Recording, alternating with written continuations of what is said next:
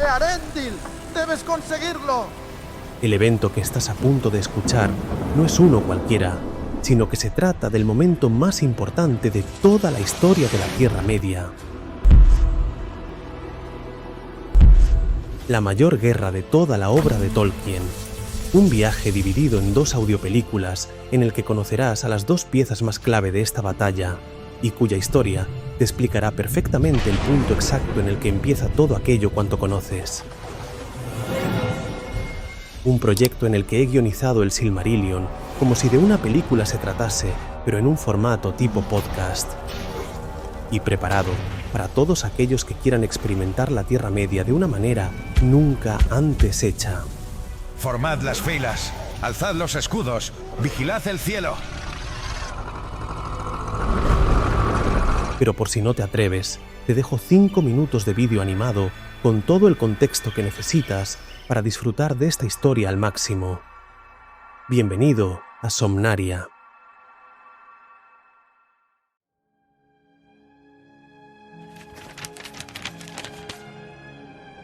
Marchad si tanto lo deseáis, pero lágrimas innumerables encontraréis, y ni vosotros podréis regresar a Valinor, ni nosotros protegeremos nunca más vuestra Tierra Media.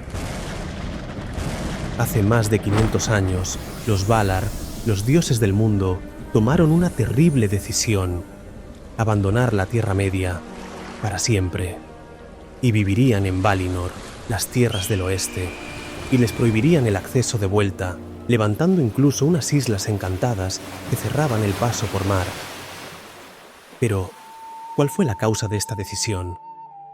Un conflicto entre 2 seres por 3 gemas.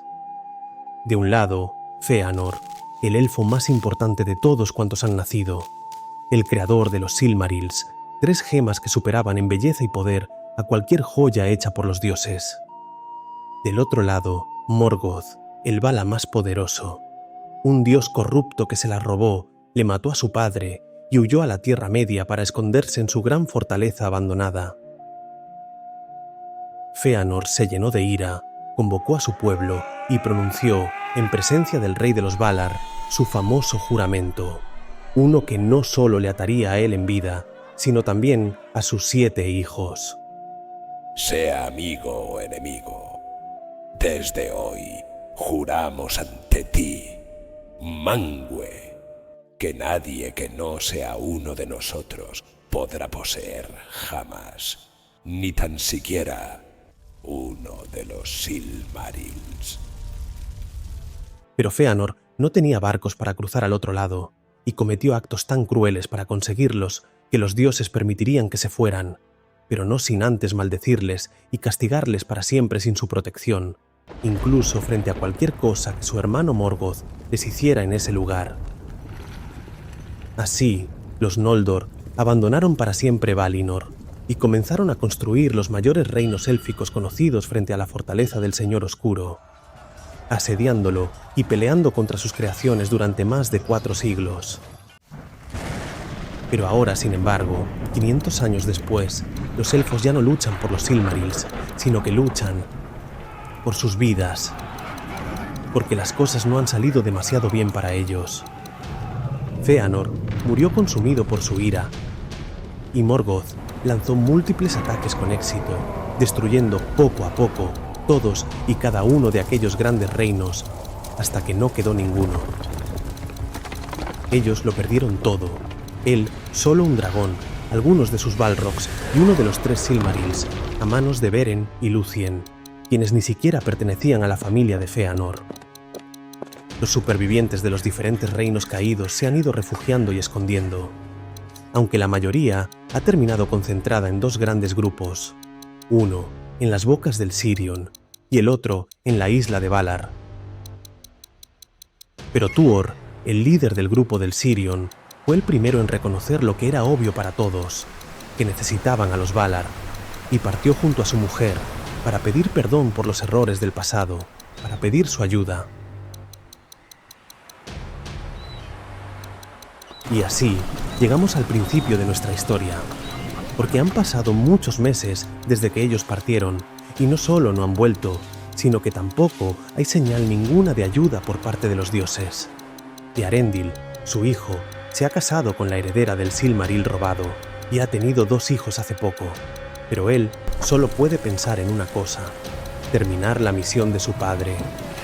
Y mientras trate de alcanzar Valinor, Elwyn tendrá que luchar contra un peligro diferente, uno que viene de la mano de un antiguo juramento, uno que viene a reclamar el Silmaril que les pertenece.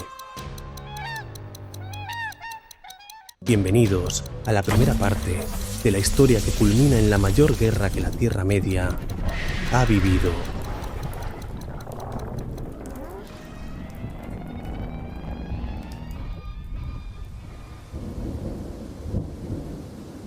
¿Por qué? ¿Por qué les niegas el paso? Lo sabes perfectamente. No son los que fueron llamados. Pero son los que sobrevivieron. 500 años, Manwë.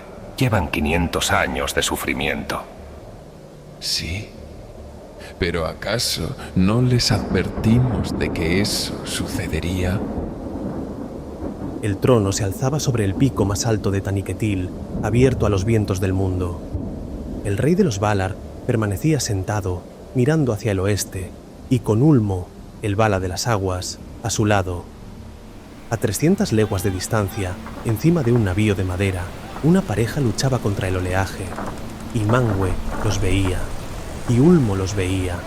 Cada golpe de mar, cada balanceo, cada crujido, cada gota de agua salada y sudor sobre sus frentes. Allí, Tuor sostenía el timón con ambos brazos, con los nudillos blancos y con los ojos fijos en la oscuridad del horizonte mientras el mástil mayor temblaba bajo la tormenta. Eidril descendía a cubierta, con el cabello pegado a la cara, jadeante y ahogada por la presión del movimiento, mientras arrastraba una cuerda que trataba de sujetar al soporte de la vela. ¿Acaso no me dijiste una vez que les perdonarías si vinieran? Se rebelaron cientos, Ulmo. Y yo solo veo a un Noldor regresando en ese navío. La vela se rasgó, el tejido se abrió de arriba abajo, el viento entró por la brecha y la ensanchó. Idril gritó algo. Tuor no pudo oír el qué.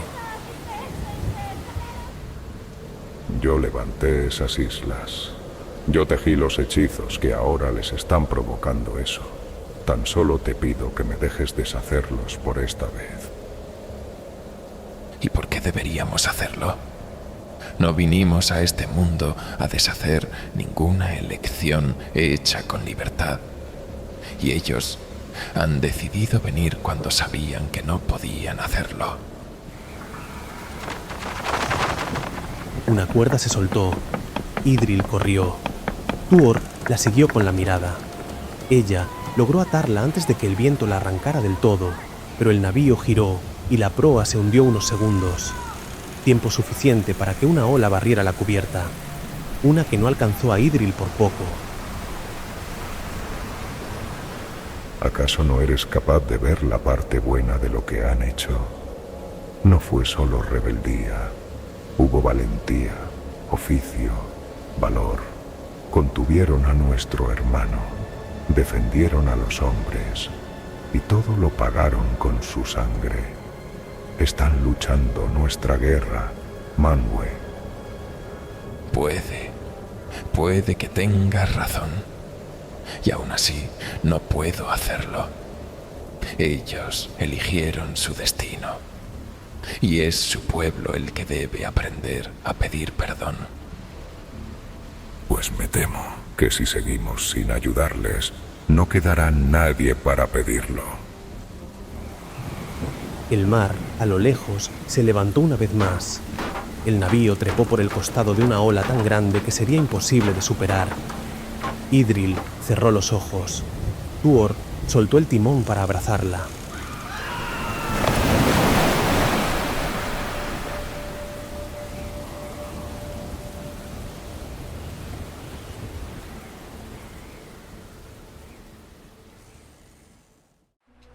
¡Hola, señor! Creo que hoy te he ganado. Ha sido raro llegar y encontrarme la playa vacía. Contaba con que algún día dejarías de ser tan holgazán, Hathor, pero no te acostumbres. El amanecer llegaba gris a las bocas del Sirion. Earendil caminaba descalzo por la arena. Hathor, un exiliado de Brethil que vivía allí con toda su familia, era siempre el segundo en llegar a aquella orilla. Sin embargo, hoy, por primera vez en meses, había sido el primero. Tras aquel saludo, ninguno de los dos volvió a cruzar palabra ese día. Earendil no tenía el ánimo para demasiadas bromas, y el pescador tenía trabajo por delante. El agua, en aquel lugar, era más fría que en otros sitios, pero a Earendil le gustaba meter los pies cada día hasta los tobillos y quedarse un rato mirando hacia el oeste. Aquel día, el horizonte era una línea borrosa donde el mar y el cielo se confundían, y no se veía ninguna vela, tampoco ningún barco, ni nada que no hubiera visto ayer o el día anterior. Earendil seguía siempre la misma rutina, se despertaba antes que los demás, salía, venía, miraba, buscaba algo en la lejanía, cualquier señal de que su padre y su madre habían conseguido lo imposible, de que los Valar habían escuchado, de que regresaban en su barco con vida. Pero eso nunca sucedía. Y lo único que a veces era capaz de distinguir en el horizonte era la isla de Valar. Lo suficientemente lejos como para no distinguirse claramente, pero lo suficientemente cerca como para recordarle que Círdan estaba allí, con sus astilleros y sus barcos. Y si esto continuaba mucho más, tendría que ir hasta allí. Tendría que coger un bote, cruzar esas aguas e ir a hablar con él, porque el carpintero de barcos sabría cómo ayudarle, o, al menos, sabría cómo construir algo mejor que esta tortuosa espera. Tras unos minutos en la misma posición, escuchó pasos en la arena. 6 pies ligeros que pudo conocer sin necesidad de girarse. Hola. No molestamos demasiado, ¿no? Earendil se volvió. Elwyn venía por la playa con los gemelos, sus hijos. Elros a su derecha, Elrond a su izquierda. ¿Cómo ibais a molestar? Ven aquí, anda. Los niños corrieron por la orilla, concentrados en no pisar las algas. Elros las esquivaba saltando. Elrond simplemente levantaba los pies más alto. Ambos gemelos tenían 6 años, y eran tan parecidos que la gente del asentamiento todavía los confundía. A Earendil también le pasaba a veces, aunque nunca lo admitía. El Silmaril colgaba del cuello de ella, oculto bajo su túnica de lino, pero su luz se filtraba a través de la tela. Un brillo constante, casi como si llevara un trozo de estrella atrapado contra el pecho, uno que portaba siempre porque alimentaba el espíritu y la esperanza de la gente del asentamiento. Al fin y al cabo, era la única prueba en todo el mundo de que a Morgoth se le podía ganar. Los niños abrazaron a su padre y comenzaron a correr por la playa. ¿Por qué mejor no vienes hoy a desayunar con todos? Sí, perdona, tienes razón. Vayamos. Pero Earendil no se movió, y Elwyn se acercó a él y se quedó a su lado. Luego fue ella la que miró hacia el horizonte. Te veo más preocupado que de costumbre. Tranquila, estoy bien.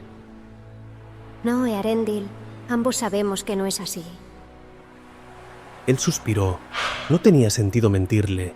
Ella siempre sabía cuando él lo hacía.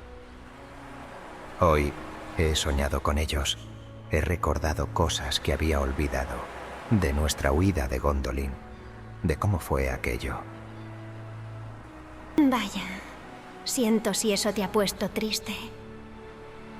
No, de eso se trata. Quiero decir, no era un sueño agradable, claro que no. Pero al menos he visto sus caras. Y a veces temo tanto olvidarme de ellas que me he alegrado incluso de tener la pesadilla. Elwyn no dijo nada por un momento. Ella no vivió esa huida, ni llegó de Gondolin hace 20 años como él. Sin embargo, podía imaginarse el tipo de pesadilla, pues Elwyn las tenía también muy a menudo, y decidió que cambiaría de tema. ¿Sabes una cosa? Ayer me di cuenta de que dentro de muy poco tendrán la misma edad que teníamos nosotros cuando nos conocimos, aquí mismo, en esta playa. Earendil miró a sus hijos, luego a ella, y por primera vez en toda la mañana esbozó una sonrisa. Sí, es cierto. Tras un año huyendo de Gondolin, bajando por el río, escondiéndonos en cuevas, tratando de llegar aquí sin que ninguna hueste de Morgoth nos encontrara. Pensaba que nada podría ser peor que eso cuando llegamos, pero entonces te conocí. Elwyn arqueó una ceja. Después le dio un empujón, no demasiado fuerte. Idiota. Pues yo siento no poder decir lo mismo. A nosotros realmente nos ayudó vuestra llegada. Hizo una pausa. El viento movió su cabello. Éramos demasiado pocos. Y de no ser por tu padre, creo que Círdan se habría vuelto completamente loco. En esa época, Círdan no se sentía cómodo liderando las bocas del Sirion, teniendo en cuenta que seguía viviendo en la isla. Sin embargo, no confiaba demasiado en nadie como para delegar aquella tarea. Nadie que la gente respetara. Hasta que Tuor llegó. Sí, él nos hizo más fuertes a todos. Unió a todo el grupo. Lo hizo mejor de lo que yo podré hacerlo jamás. Vale, ahora ya sí que lo tengo claro. No estás así hoy solo por el sueño. ¿Qué es lo que ocurre, Earendil? Cuéntamelo. Tienes razón, perdóname. Solo es que hoy se cumple un año. Un año exacto desde que partieron hacia Valinor. Elwyn se quedó quieta. El color subió a sus mejillas. No por el frío, sino por vergüenza. Ella lo había pasado completamente por alto. Lo siento, yo... No lo recordé. No, tranquila, de verdad. Yo tampoco me di cuenta hasta que me desperté. Y entonces fue lo único en lo que pude pensar. Por favor, querido, no pierdas la esperanza. Volveréis a veros. Estoy convencida. Sinceramente, no sé si llegué a tener alguna vez esperanza. Antes creía que el hecho de que mi padre fuera un hombre y no un elfo le abriría las puertas. Que los Valar verían en él a alguien que no participó de los juramentos ni de las matanzas. Pero ahora, pensándolo fríamente, ¿por qué le dejarían pasar? Si ni siquiera han invitado nunca a los hombres a vivir con ellos. Y Earendil apretó más su mano contra la suya antes de pronunciar dos frases que llevaba en el fondo de su corazón y que temía decir en voz alta. Elwyn, dudo mucho que lo hayan conseguido. Y yo no sé si puedo seguir esperándoles sin hacer nada.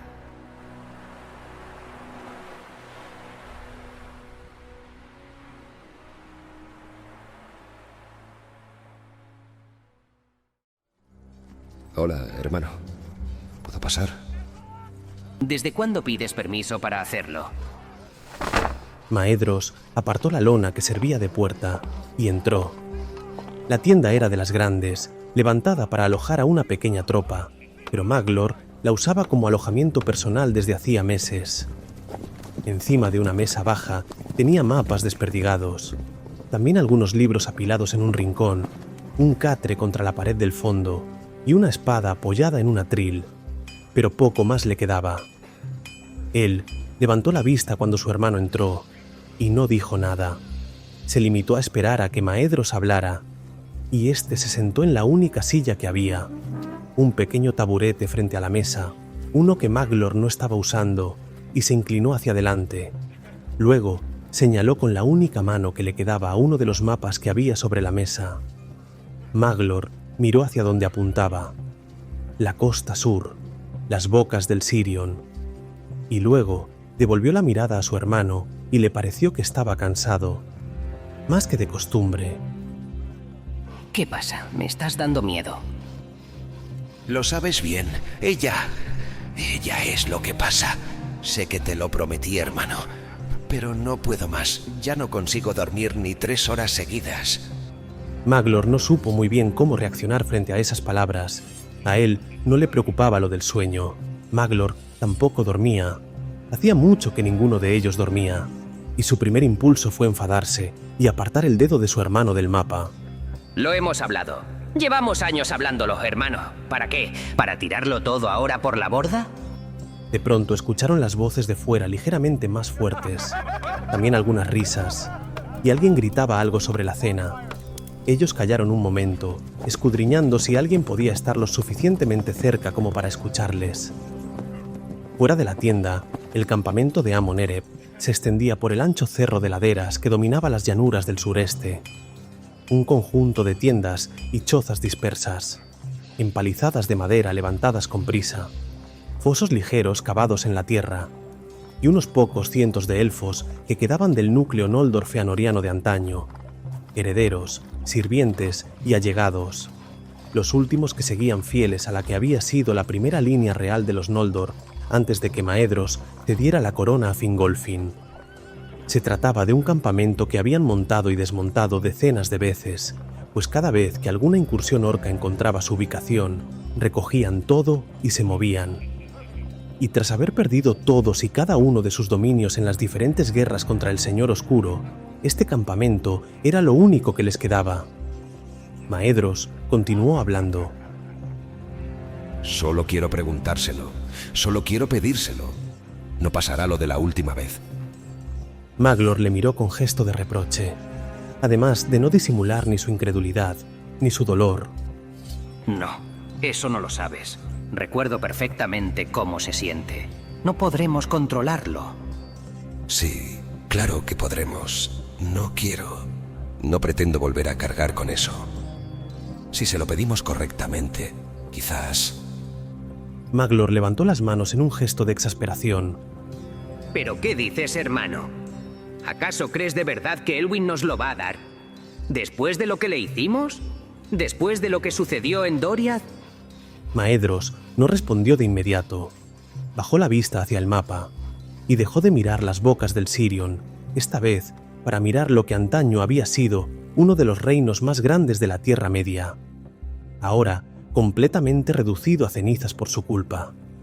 Y luego recordó, con la mirada fija en ese punto, porque Maedhros no necesitaba cerrar los ojos para ver esas imágenes con nitidez en su cabeza. Tras la hazaña de Beren y Lúthien, tras aquel imposible milagro conseguido de engañar y robar a Morgoth, uno de los Silmarils, en su propia fortaleza, todo se puso complicado para los hijos de Fëanor. Al principio se alegraron, porque al fin podrían recuperar al menos una parte de la promesa de su padre, de su tan terrible juramento. Pero no resultó tan fácil como ellos habían imaginado, porque el Silmaril cambió rápidamente de manos. Primero Beren se lo dio al rey de Doriath, Thingol, a cambio de la mano de su hija.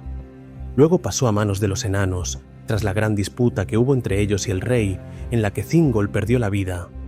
Después, Beren lo recuperó de nuevo, cuando fue a por ellos en venganza. Y tras eso, Beren simplemente desapareció. Se esfumó del mundo junto a Lúthien. Y aunque ellos peinaron bosques y enviaron exploradores, nunca los encontraron. Maedhros, Maglor y el resto se vieron entonces obligados a esperar, durante años, décadas, sin ninguna noticia que les diera una sola pista sobre su ubicación. Ninguna, hasta que un día apareció alguien nuevo en Doriath, el hijo de Beren y Lúthien, Dior. El reino por entonces estaba totalmente en ruinas desde la muerte del rey, y ni siquiera Melian guardaba ya sus puertas, pues regresó a Valinor de la pena que tenía. Pero Dior, cuando llegó, no vio un reino en ruinas, sino que vio un reino que podía ser reconstruido, un lugar al que podía devolvérsele su gloria, y lo reclamó por herencia como suyo, y reunió a todos los elfos que todavía se escondían en sus bosques, consiguiendo que el reino creciera poco a poco de nuevo. Y a tantos juntó, y tanta confianza ganó como nuevo rey, que fue entonces cuando quiso enseñarle algo al mundo, algo que poseía, algo que mostraría sin cuidado ni vergüenza, porque Beren y Lúthien habían muerto de viejos, y ahora él tenía el Silmaril en su poder. Tras aquel suceso, las noticias no tardaron en correr por toda la Tierra Media, y ellos, los 7 de Fëanor, al fin encontraron su oportunidad, la de reclamar lo que estaban obligados a reclamar por juramento, y primero lo intentaron por carta, amables, solicitando la gema con cortesía, pero no obtuvieron respuesta, Después lo intentaron presencialmente para solicitarlo cara a cara, pero Dior, cuando los tuvo delante, les dejó claro que no lo veía como ellos, porque la gema la había hecho su padre, era cierto, pero quienes la habían recuperado de las manos de Morgoth habían sido los suyos, y por eso se burló de los 7 hermanos y le gritó al mundo que jamás se lo daría. Fue entonces cuando algo dentro de ellos se rompió, algo que habían notado otras veces, algo que habían visto en su padre, pero que ellos nunca habían sentido con tanto fervor. El calor, el fuego en su interior, consumiéndolos desde dentro, cegándolos. Y como poseídos por la ira, y casi como si el juramento tuviera voluntad propia y los arrastrara, se levantaron contra todos, elfos contra elfos, igual que en Alqualonde, pero ahora en Doriath. El resultado de aquello fue terrible para ambos bandos. Por el lado de los hermanos, Dior mató a Celegorm, y Curufin y Carantir cayeron también contra la guardia del rey, dejando solo a 4 de 7 con vida. Pero por el lado de Doriath fue muchísimo peor. Cientos de elfos murieron, y el reino terminó cayendo del todo y volvió a convertirse en ruina. Dior perdió su reino y su vida, pero también perdió a su esposa y a 2 de sus 3 hijos.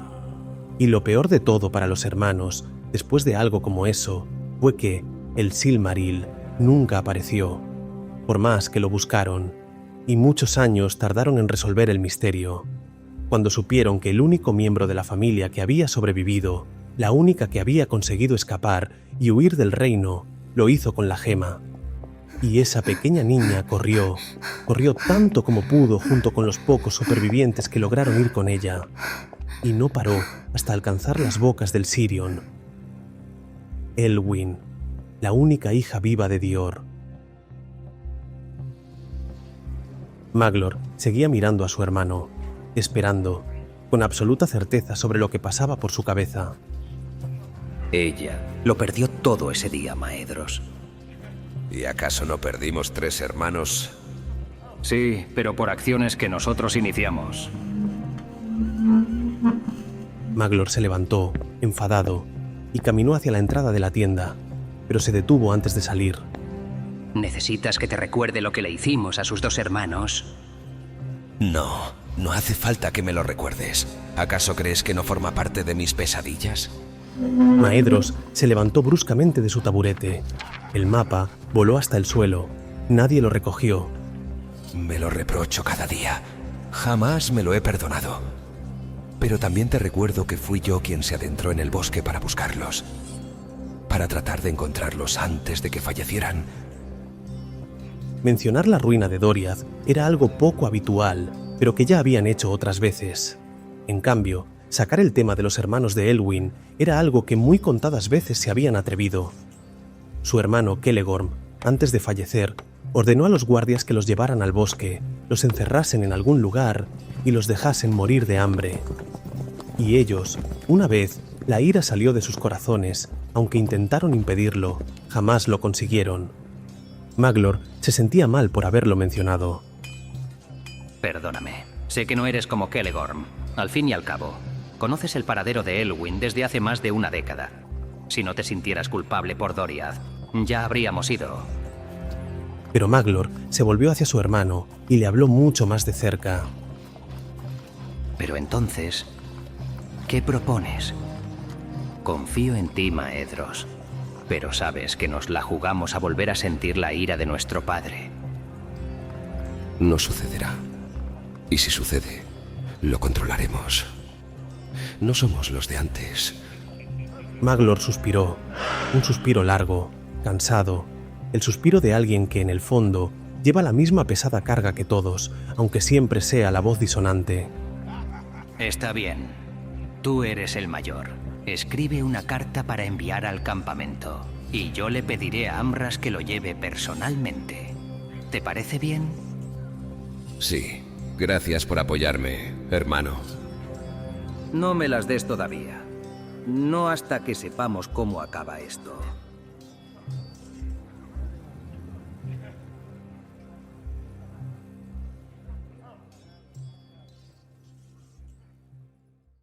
La quilla del bote raspó la arena y Eärendil saltó a la orilla antes de que las olas lo empujaran de vuelta.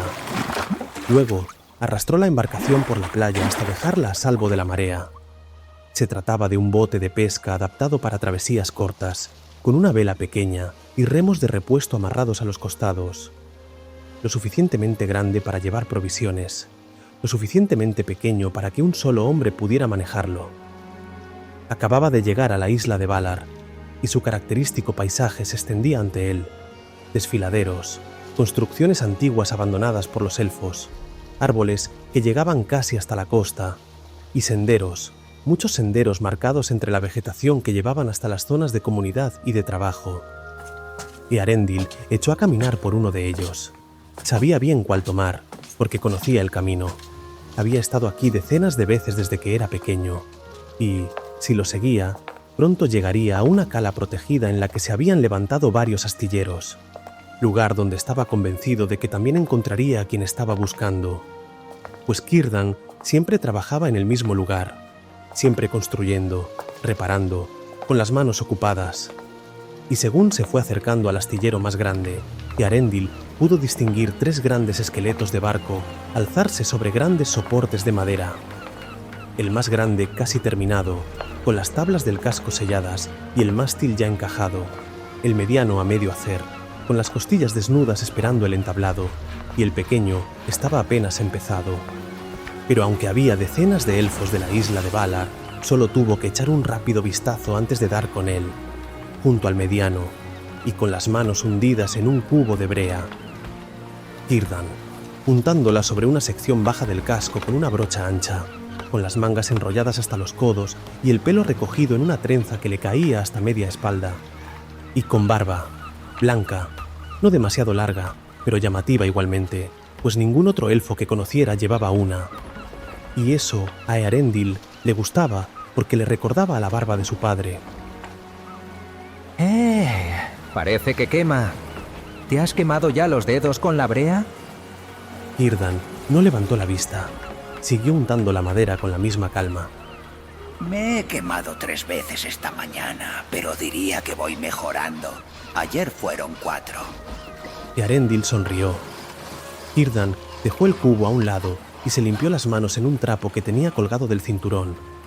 Se levantó despacio y se volvió hacia Eärendil. Ven aquí, muchacho. Y se abrazaron. Un abrazo largo, firme, el tipo de abrazo que se dan los que se tienen realmente aprecio. Y cuando se separaron, Círdan lo miró con sus característicos ojos grises. Hace tiempo que no venías. ¿Tan grave es el problema que tienes? No, solo que hacía mucho que no me echaban la bronca por algo. Confiaba en que tú encontrarías algún motivo. Pues me temo que has venido en vano, porque hasta donde sé, lo estás haciendo de maravilla al otro lado. Eärendil asintió en señal de agradecimiento. Círdan, el carpintero, no era un elfo cualquiera, sino que era uno de los elfos más longevos de la Tierra Media, el que más edad tenía de todos a cuantos conocía, nacido en la Edad de las Lámparas, uno de los que rechazó el llamado a Valinor cuando los Valar convocaron a su pueblo, y quien desde entonces permaneció en la Tierra Media, testigo silencioso de todas sus eras. Vio llegar a los Noldor con su orgullo, vio arder el mundo, e incluso sufrió la ira de Morgoth cuando las falas cayeron y sus puertos fueron destruidos, cuando todo lo que había construido durante siglos se perdió por una guerra que no era suya. Y aún así, Círdan siempre ayudó, y fue él quien levantó estos 2 asentamientos desde cero, antes de que los de Doriath, o los de Gondolin, o cualquiera de los hombres exiliados llegaran. Cuéntame, amigo, ¿cómo van las cosas por aquí? Bueno, ya sabes, nada que no se pueda resolver. 2 barcos que reparar, uno que terminar, poca comida, lo habitual. Entiendo. Y dime, ¿todavía mandas tú? ¿O es el joven Gil-galad el que ya te ha pasado por encima? No, todavía no. Aunque él sea ahora el nuevo alto rey de los Noldor, algo me dice que nunca me dará ese gusto. Eso está claro. Amigo, eso está claro. Ambos trataban un tema no menor que se había desencadenado hacía ya 23 años, cuando Eärendil y los exiliados de Gondolin llegaron hasta allí. Por entonces, Círdan llevaba ya mucho tiempo protegiendo y cuidando como a un hijo a un joven elfo, un noldo que había sido puesto bajo su cuidado tras los estragos de la guerra. El nombre de ese elfo era Gil-galad. Pero la gran sorpresa llegó cuando ellos llevaron la noticia de que Turgon había caído y que Gondolin había sido arrasada. Pues fue en ese momento cuando Círdan, siendo el único que conocía quién era el padre de Gil-galad, comprendió que ahora ese joven elfo era, por derecho, el último heredero de la casa de Fingolfin, y por lo tanto, el nuevo alto rey de los Noldor, el título más codiciado en tiempos antiguos. Y aunque Gil-galad lo llevaba con dignidad, no lo aprovechaba con toda su fuerza, y dejaba que Círdan siguiera manejando allí las cosas, como siempre había hecho, aunque ambos eran igualmente respetados en la isla. Bueno, ¿me vas a decir ya a qué se debe esta visita? Pero Eärendil no respondió con tanta rapidez esta vez, y Círdan supo leer el silencio. Es por tus padres, ¿no? Eärendil asintió. Vale, comprendo. Acompáñame, hijo. Tengo algo que enseñarte. Eärendil, sorprendido, echó a andar detrás de Círdan, y juntos dejaron atrás los astilleros, tomando un sendero que se alejaba de la costa y subía por una colina boscosa. Pero el sendero volvía a bajar a los pocos minutos, y antes de que se diera cuenta llegaron a otra cala, una más pequeña, más escondida. No había nadie más allí. Y Círdan se detuvo y señaló hacia el centro de la cala.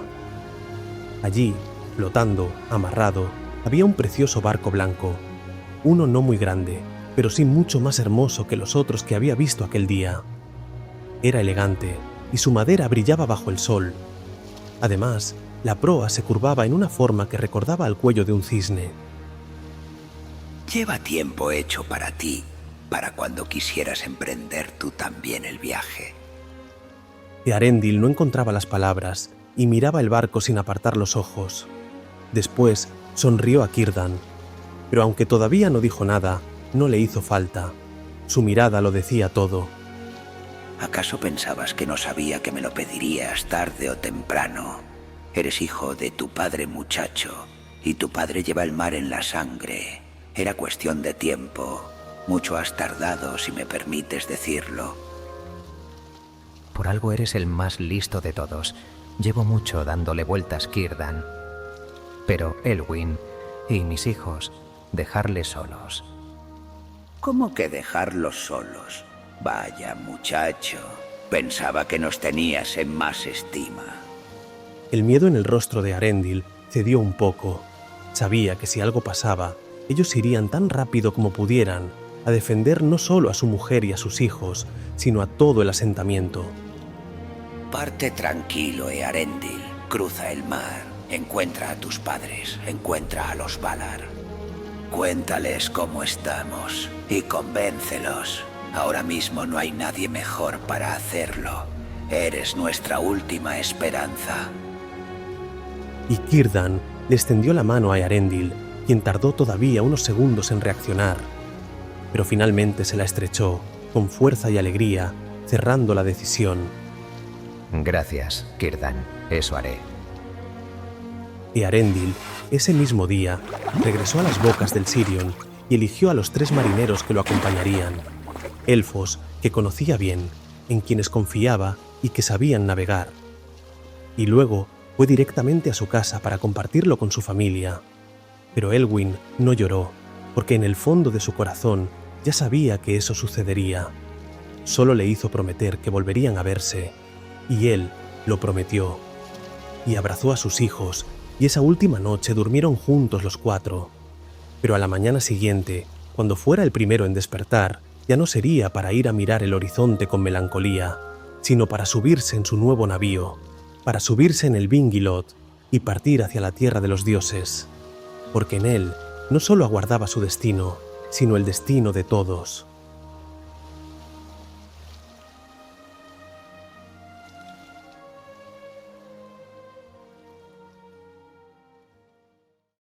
Casi un mes después de la partida de Arendil, en las bocas del Sirion, el sol se había puesto hacía una hora. Y Elwyn estaba dentro de su casa poniendo a los niños a dormir cuando alguien golpeó la puerta. Elwyn abrió y se encontró a Beryl al otro lado, un mayordomo local que les ayudaba por voluntad propia en tareas orientadas a la administración del asentamiento, pero nunca había llamado una vez caída la noche. Mi señora, salga afuera. Creo que hay algo que debe ver.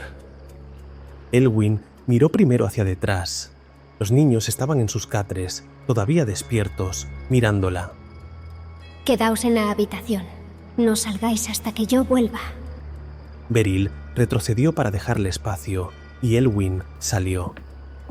La casa flotaba sobre uno de los brazos del Sirion, donde el río se abría antes de desembocar en el mar, y estaba conectada a la orilla por un embarcadero de madera que crujía bajo los pasos. Elwyn caminó hasta el borde de la plataforma y miró al otro extremo. Era fácil saber por qué Beryl la había hecho llamar. Allí, al otro lado, había 5 figuras a pie que no pertenecían a los suyos.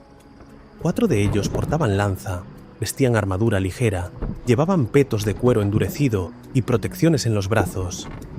Pero el quinto, el único con la cara visible, no parecía llevar ningún arma, sino que levantaba un enorme estandarte, el símbolo de una casa que Elwyn llevaba mucho tiempo sin ver. Y ella se quedó paralizada, con las manos apretadas contra los costados y la respiración bloqueada, en algún lugar entre su garganta y los pulmones. Cuando aquel elfo dio un paso hacia la luz de las antorchas que iluminaban el embarcadero, Elwyn pudo distinguir mucho mejor el color del pelo que le caía hasta los hombros. Rojo, no tan vivo como el de Maedhros, sino ligeramente más apagado, más cobrizo, pero inconfundible igualmente si lo habías visto antes. Se trataba de Amras, uno de los hijos de Fëanor, el más joven de los 4 que quedaban con vida. El agua lamía los pilares del embarcadero y nadie se atrevió a romper el silencio, no hasta que Amras tomó la iniciativa. No temáis. No vengo a haceros daño. Solo quiero entregaros este mensaje. Amras metió la mano dentro de su peto y sacó un pergamino sellado con cera roja. Uno de los 4 guerreros que lo acompañaban se adelantó para recogerlo y luego caminó por el embarcadero, con pasos medidos, recorriéndolo por completo hasta llegar junto a Elwyn. Después le extendió el pergamino, pero ella no apartó la mirada de Amras mientras lo cogía y tampoco miró al guerrero que se lo entregaba. A su vez, comenzaron a escucharse muchas otras puertas abriéndose, pasos en otros embarcaderos, voces bajas, gente saliendo de sus casas, curiosos y preocupados porque nadie había dado la voz de alarma, preguntándose cómo era posible que los guardias que custodiaban el asentamiento no hubieran alertado de su llegada. Pero Elwyn sabía la respuesta. Los Noldor feanorianos eran buenos en eso, los mejores en aparecer donde no deberían de poder aparecer, en sorprender, en no ser vistos, en esquivar cualquier vigilancia. Había pocos guerreros en el mundo tan duchos como ellos. Elwyn bajó entonces la vista hacia el pergamino y lo giró entre sus manos. El sello mostraba el mismo símbolo que el estandarte de Amras, el de la casa de Fëanor. Lo rompió con rabia y desplegó el papel, y al abrirlo vio una letra clara, elegante, con cada palabra cuidadosamente escrita, y casi pudo oír la voz de quien lo había escrito en su cabeza. A Elwyn, hija de Dior, portadora del Silmaril, y a Earendil, señor de las bocas del Sirion, con respeto y solemnidad, escribe esta carta Maedhros, primogénito de Fëanor, en su nombre y en el nombre de todos sus hermanos. Con sincero pesar, recordamos los días oscuros de Doriath y el mal que de nuestras manos vino. Ninguna palabra puede borrar el dolor causado, mas no por eso dejaremos de reconocerlo ni de lamentarlo. Y no venimos ahora con espadas ni con deseo de contienda. El tiempo y el arrepentimiento han templado nuestros corazones. Sin embargo, aún recae sobre nosotros el peso del juramento pronunciado y la herencia de nuestro padre. cuya obra fue la luz, aprisionada en el Silmaril que guardáis. No reclamamos por orgullo, sino por deber, por fidelidad a una palabra dada y a una sangre de la que no podemos renegar. Rogamos, pues, que la joya nos sea devuelta con honor, de vuestras manos libres y de buena voluntad. Sea esta petición recibida con la paz que la acompaña. Pero cuando Elwyn terminó de leerla, solo fue capaz de pronunciar 2 palabras en voz alta. 2 que dijo muy rápido, muy seguidas, y que precedieron a un largo silencio en todo el embarcadero. ¡No! ¡Jamás! Amras permanecía inmóvil, esperando, y sintió el peso de todas las miradas. Ella notó el temblor de sus manos. Ninguno se había preparado mentalmente para un encuentro como ese, y ella había dedicado toda su vida a tratar de olvidar aquel episodio. Pero ahora lo tenía enfrente. Su pasado, la razón misma de todas sus desgracias, pidiéndole favores. Sin embargo, tras unos segundos de procesamiento, supo que su negativa podría desencadenar algo malo, y aunque no cambiaría su postura, suavizó el tono antes de levantar la voz de nuevo. Reconozco ante todos el derecho que una vez tuvisteis sobre esta gema, pero no os la entregaré, porque ese derecho lo perdisteis el día que derramasteis la sangre de mi pueblo, la sangre de los vuestros. Y tras esas palabras, el Silmaril comenzó a brillar bajo su túnica, tanto y tan claro en la oscuridad de la noche, que todos pudieron verlo. Y Amras dejó de mirar a Elwyn a los ojos. Sus labios se entreabrieron, su mirada se quedó fija en aquella luz que tantos años había perseguido, que tantos siglos llevaba sin ver. Elwyn contuvo la respiración, comprendiendo el error que suponía llevarlo encima en aquel momento. Entonces, el hijo de Fëanor consiguió desviar la vista del objeto, no sin esfuerzo, como quien se arranca a sí mismo de un sueño. Pero algo había cambiado en su expresión. ¿Estáis segura? ¿Segura de que queréis que dé ese mensaje al resto de mis hermanos? Elwyn pensó antes de responder. Luego miró a su alrededor. Muchos más habían salido, prácticamente todos los de aquella zona del Sirion, en los embarcaderos, en las orillas, mirando, escuchando, recordándole a Elwyn algo que no debía pasar por alto, que eran muchos más que ellos. El asentamiento de las bocas del Sirion estaba formado por más de 1500 elfos y hombres, y aunque no todos sabían pelear, pues muchos eran pescadores, artesanos, niños o ancianos, seguían siendo muchos más que ellos. Y Elwyn no estimaba al grupo de feanorianos en más de 40 o 50. Sí, estoy segura. Esta gema fue recuperada por mis abuelos y ahora forma parte de todos nosotros, no solo de mí. Y Amras asintió, una sola vez, lentamente. Luego levantó la mano, un gesto que indicaba a los otros 4 que era el momento de irse, y juntos echaron a andar por el camino por el que habían venido, esta vez sin tratar de pasar desapercibidos. Y cuando desaparecieron en la oscuridad de la noche, la gente empezó a hablar en voz alta, mucho más que hasta entonces, voces que se superponían unas a otras haciendo preguntas sobre lo que había pasado, algunos gritando a los guardias, otros proponiendo reforzar las empalizadas. Pero Elwyn seguía mirando hacia el lugar donde Amras había desaparecido y todavía sosteniendo el pergamino, aunque ahora arrugado y apretado contra su palma. Beryl volvió a acercarse a ella. Señora, ¿qué hacemos ahora? Envía mensajeros a la isla de Valar, rápido. Estarán aquí por la mañana si lo hacemos ahora. Y preparaos, porque esto no ha terminado.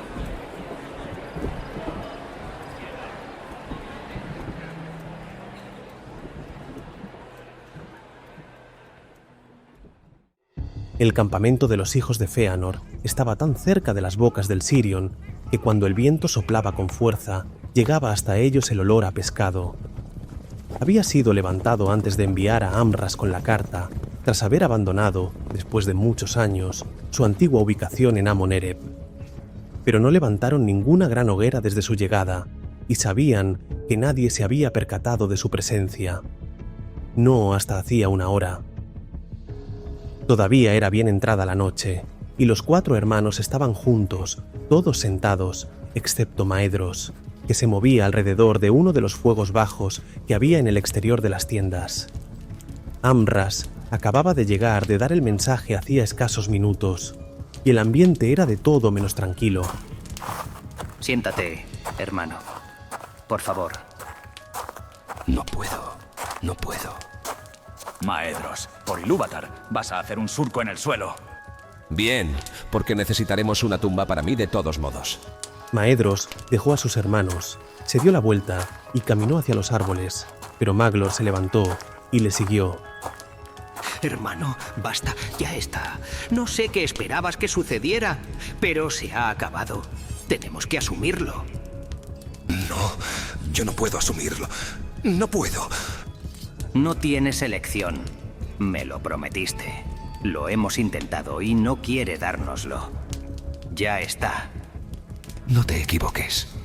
Solo te prometí que lo intentaría hablando con ella, y yo todavía no he ido en persona. Si me ve a mí, si hablo con ella directamente... Si te ve a ti no va a cambiar nada. Eso no lo sabes. Sí, claro que lo sé. Pero Maedhros colocó su frente sobre la frente de Maglor y le habló con fuego en la mirada. Oh, no lo soporto más. Y primero respiró hondo, y luego trató de hablar con más calma. Lo noto, hermano. Su ira. Ahora mismo. Su fuego en mi pecho. Cerrándose. Apretando. Y sé que tú también lo notas. Y sí, Maglor lo sentía en ese momento. El mismo fuego que su hermano.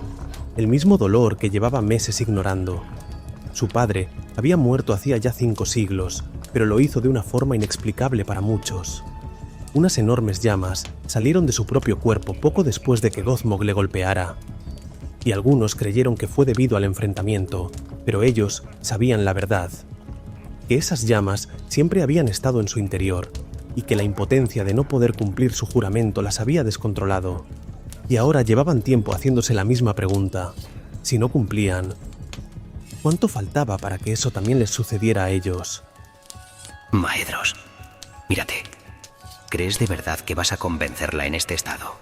Y lo agarró del brazo. Maedhros intentó soltarse, pero Maglor apretó más fuerte.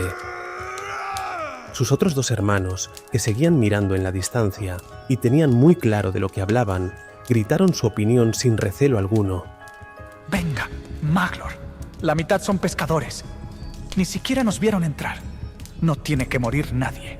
Pero sí que podemos quitárselo a la fuerza. No va a pasar nada. Amrod asentía, a su lado, suscribiendo las palabras de su hermano gemelo. Eran los pequeños, pero no por eso pretendían tener menos voz que Maglor o Maedhros. Y cuando Maglor volvió a mirar a Maedhros, supo que la decisión estaba tomada, algo que éste confirmó al gritar la orden. Amrod, Amras, preparaos. Avisad a todos. ¡Nos vamos! No, por favor, hermano, te lo suplico. El fuego nos va a dominar. No vamos a poder controlarlo. ¡Preparaos! ¡Nos movemos! ¡Ahora! Los Noldor que estaban durmiendo se levantaban de sus catres. Los que no, apagaban sus pequeños fuegos. Pero todos cogían sus armas y se ceñían sus armaduras. Y en menos de 10 minutos, todos estaban listos. 300 feanorianos que marchaban en silencio. Así, igual que al principio de la noche, en menos de una hora llegaron por segunda vez a las bocas del Sirion, antes del amanecer, con el cielo todavía negro. Y sin embargo, cuando llegaron, y debido al encuentro sucedido con Amras, el asentamiento estaba despierto. Y los guardias, ahora el doble que antes y totalmente alerta, los vieron llegar en la distancia, formando así entre todos una línea que bloquearía el camino principal, alzando sus escudos y apuntando con sus lanzas.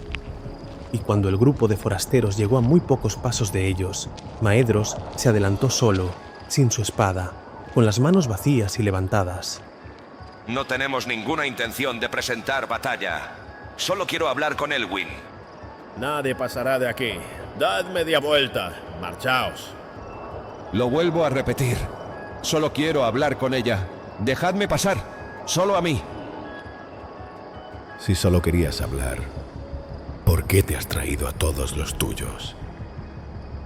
Maedhros no respondió. Era una buena pregunta, pero no tenía respuestas para ella. Maglor permanecía en primera fila, observando, percibiendo la tensión creciente. Veía los dedos de su hermano abriéndose y cerrándose compulsivamente, y a su lado no había mayor tranquilidad.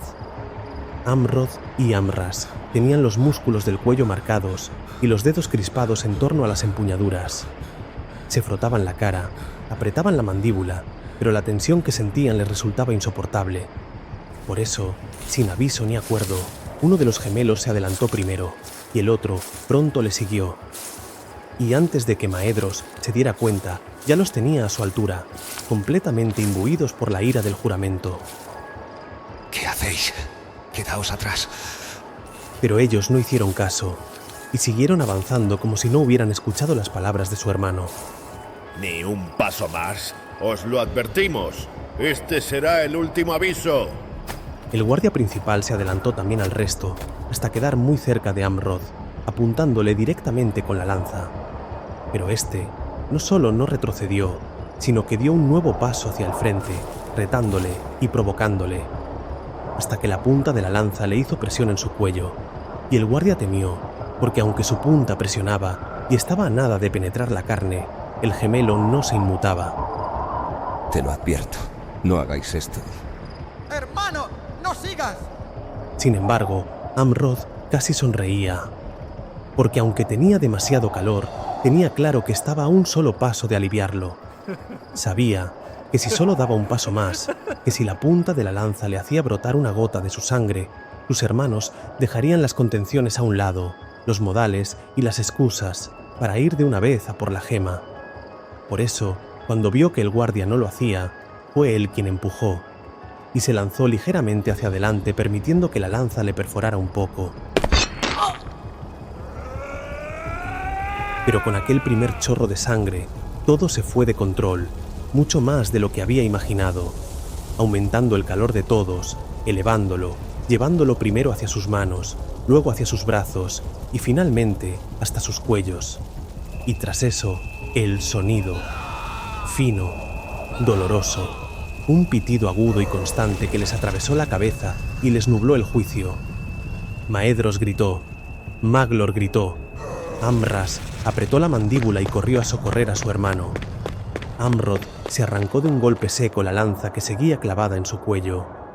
Pero fue otro de los guardias quien inició el primer terrible movimiento, uno que nadie esperó. Sin comprender lo que estaba sucediendo y completamente temeroso, pues conocía bien lo sucedido en Doriath, el guardia movió su lanza hasta encontrar el costado de Amras, atravesando su cuero, carne y hueso, antes de salir por el otro lado. Y Amras bajó la mirada y vio el hierro y la sangre antes de caer al suelo, sin vida. ¡No! ¡Amras! Después de eso, poco recuerdan los hermanos sobre lo sucedido. Tan solo recuerdan el calor espeso vibrando en sus cuerpos. Pero de haberlo recordado, recordarían como Maedhros fue el siguiente en desenvainar, con los ojos inyectados en sangre y dando la orden a todos de que atacaran. Y como los 300 feanorianos se movieron a una, corriendo hacia adelante, cargando contra la línea de guardias, gritando, o a Maglor corriendo con todos, con la espada en la mano, cubierto de sangre, y todos terminando con esa primera defensa en muy poco tiempo, y entrando en el asentamiento, incendiando las casas, quitando la vida de todos cuantos se ponían ante ellos, avanzando sin descanso tratando de dar con Elwyn. Y los del Sirion formaron nuevas e improvisadas líneas, lucharon, se defendieron como pudieron, pero muy pocos huyeron, porque en el Sirion ya estaban hartos de huir, y aunque superaban en 5-1 su número, Tuor no estaba, y Arendil no estaba, Círdan y Gil-galad no habían llegado, y la mayoría no estaban ni formados ni preparados para la batalla.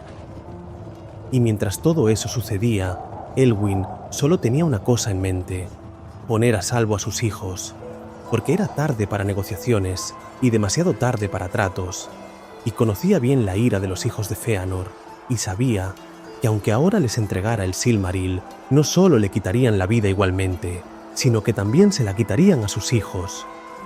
Por eso corrió, para no perder a su familia de nuevo, despertándolos, levantándolos con urgencia, empujándolos hacia la puerta trasera de la casa, con los ojos muy abiertos y la cara empapada en lágrimas. Corred, hijos, huid, id al bosque. A mí no pueden encontrarme a vuestro lado. Escondeos y esperad a vuestro padre. Los niños corrieron entre sollozos confusos, y Elwyn aguardó unos minutos hasta asegurarse de que habían podido salir, y después corrió en dirección contraria, rezando porque llegara la ayuda de la isla de Valar a tiempo, escondiéndose primero en una de las casas vacías más al oeste. Pero después escuchó pasos y corrió de nuevo hasta esconderse tras unas redes amontonadas. Las voces, sin embargo, estaban preguntando por ella cada vez más cerca, y con todo el asentamiento casi en llamas, Elwyn corrió una última vez hacia el extremo más occidental, hasta el único lugar que quedaba libre de feanorianos, el gran promontorio rocoso, el más cercano al mar, y lo subió hasta su cima, hasta pisar su roca más alta, y allí paró un segundo para pensar, para verlo todo, el Sirion ardiendo, los cuerpos flotando en el agua, la sangre en los embarcaderos, los gritos, y se sintió culpable, más de lo que nunca se había sentido, por no haberlo entregado tras el primer mensaje, por no haber dejado su orgullo atrás, por haberlo perdido todo de nuevo. Y fue tanta la pena y la culpa que sintió que Elwyn eligió dejar de correr, eligió asumir las consecuencias de sus actos, eligió que su vida correría la misma suerte que la de todos los que habían caído ese día. Pero eligió también la venganza, porque sabía que nada haría más daño a los hijos de Fëanor que perder el Silmaril para siempre. Y por eso, aprovechando la profundidad y la corriente del mar que sabía que tenía enfrente, Elwyn se acercaría hasta el borde y saltaría, para hundirse con la gema en el pecho, para dejar que el mar la engullera y se perdiera en el fondo, junto a ella.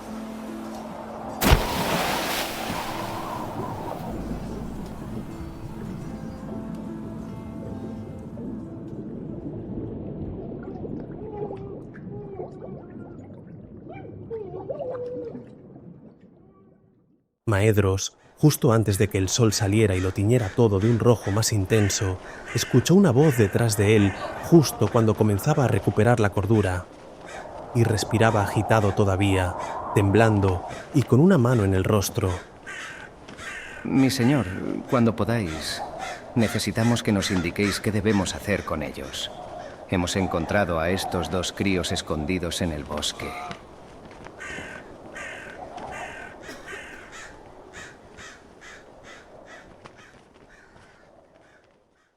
El Vingilot subía, bajaba, subía de nuevo. Las olas rompían contra la proa. El agua salía disparada hacia detrás y hacia adelante y caía sobre la cubierta en láminas blancas de espuma. Y Arendil agarraba el timón con ambas manos. Falazar atisbaba desde la proa. Erelond y Erandir luchaban con la vela mayor, tratando de mantenerla tensa, mientras el viento cambiaba de dirección cada pocos segundos. Y delante de ellos, las Islas Encantadas. Grandes rocas negras que se elevaban por encima del nivel del agua.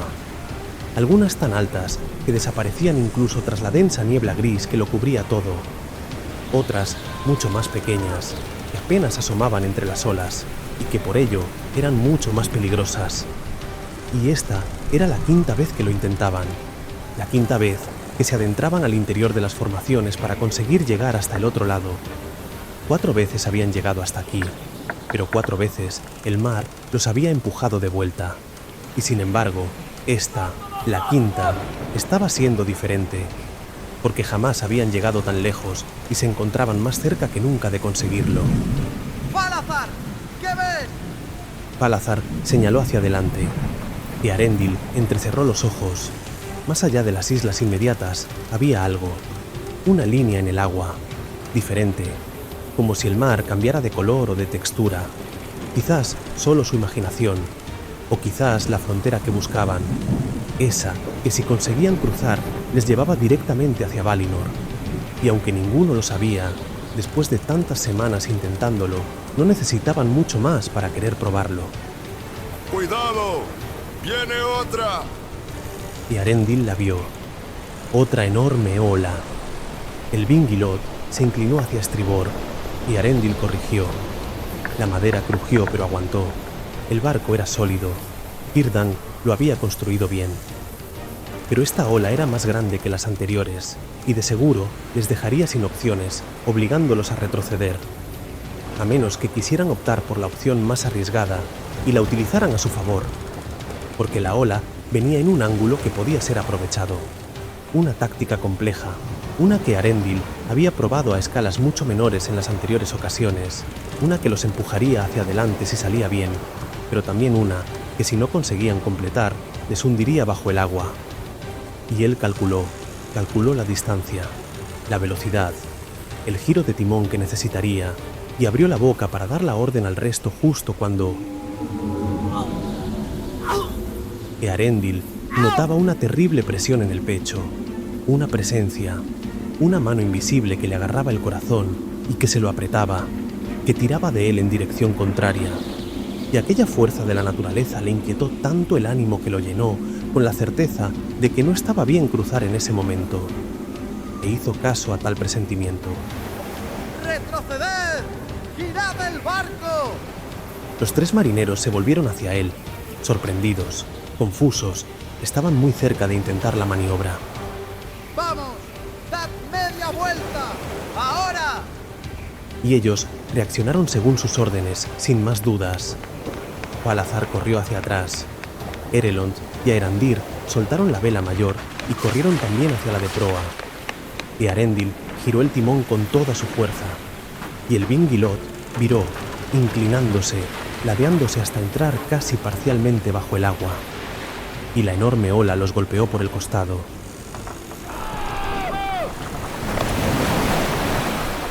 El barco se inclinó en dirección contraria. El agua entró por la cubierta. Pero tras unos segundos de tensión, consiguieron alejarse, dar media vuelta, ir de nuevo hacia el este.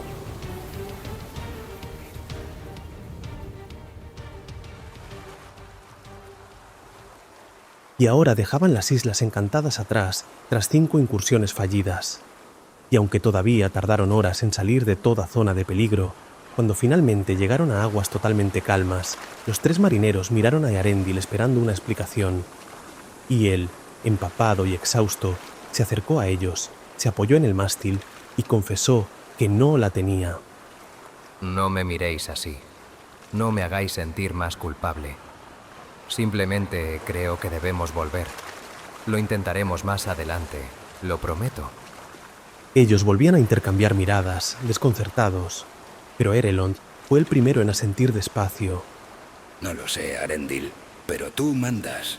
Así, sin mayor discusión, pusieron rumbo de vuelta, y nadie habló durante el resto del día, ni esa noche, ni al día siguiente, no hasta la segunda noche, cuando Falazar, que estaba de guardia, gritó para alertar al resto. ¡Venid! ¡Mirad! ¿Qué es eso? ¡En el cielo! Y los demás corrieron, y miraron hacia donde señalaba.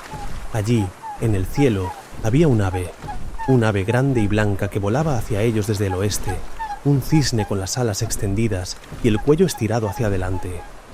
Algo que de normal no les hubiera llamado la atención, de no ser por un pequeño detalle, el de que estaban en mitad del océano y que no había tierra en semanas de navegación. Y habrían creído que se trataba de una ilusión, de un espejismo a causa del cansancio o del sol, de no ser porque los 4 lo veían, y porque de pronto, cuando pasaba más cerca de sus cabezas, el cisne comenzó a descender. Pero caía demasiado rápido, y no les pareció que el ave estuviera controlando el vuelo, sino que tenía las alas cada vez más pegadas contra el cuerpo. Y ahora caía prácticamente en picado contra el barco, y apenas frenó como pudo hasta que se estrelló, con dureza, en la cubierta. Y quedó totalmente tendida sobre las tablas, con las alas abiertas y respirando con dificultad. Y Arendil fue el primero en correr y arrodillarse junto a ella. cogiendo al animal con cuidado hasta sostenerlo contra su pecho. Traed agua y algo de comer. Debe haberse desorientado. Llevará semanas volando sin descanso. Erelon bajó a la bodega y volvió con un cuenco de madera lleno de agua y con un trozo de pescado seco. Earendil intentó acercar el cuenco al pico del cisne, pero el ave no bebió. Parece que está exhausto. No sé cómo sigue con vida. Earendil se levantó con el cisne todavía contra su pecho y caminó hacia popa. Allí había una zona más protegida del viento. Se sentó contra la base del mástil y acomodó al ave en su regazo. Id a descansar. El agua está tranquila esta noche. Yo me encargo. Intenta dormir algo tú también, capitán. Y el ave no tiene buena pinta. No te martirices demasiado si muere. No, gracias, Erelond. Si muere, muere. Pero al menos no lo hará solo. Los tres asintieron y bajaron a la zona de descanso bajo cubierta. Y en esa noche casi cerrada, el viento había amainado y el barco avanzaba despacio, meciéndose con un rumor bajo. Solo el crujir de la madera y el golpeteo del agua contra el casco acompañaban al silencio. Earendil estaba también muy cansado. Llevaba semanas estándolo, presionado por él mismo, presionado por la misión, presionado por la nostalgia. Y comenzó a pensar en su familia, en su mujer, en sus hijos, en cómo los echaba a todos de menos, preguntándose si algún día volvería a verlos.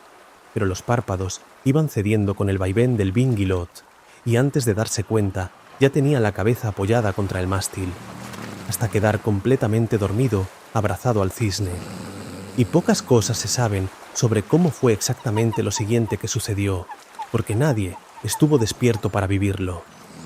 Pero se cuenta que las plumas blancas del ave comenzaron a brillar, que su cuerpo se fue haciendo cada vez más pesado y que se fue alargando y transformando poco a poco mientras Earendil dormía, hasta que el cielo empezó a aclararse y la primera luz del alba llegó por el este. Earendil notaba el dolor de cuello, las piernas entumecidas por el cambio de peso, y con aquellos primeros rayos de sol comenzó a abrir los ojos lentamente, y cuando miró a su regazo ya no quedaba nada del cisne que se había estrellado contra el barco, porque en su lugar, acurrucada contra él, con su preciosa melena negra, con su habitual túnica blanca y con el brillante Silmaril al pecho, estaba Elwyn, su esposa.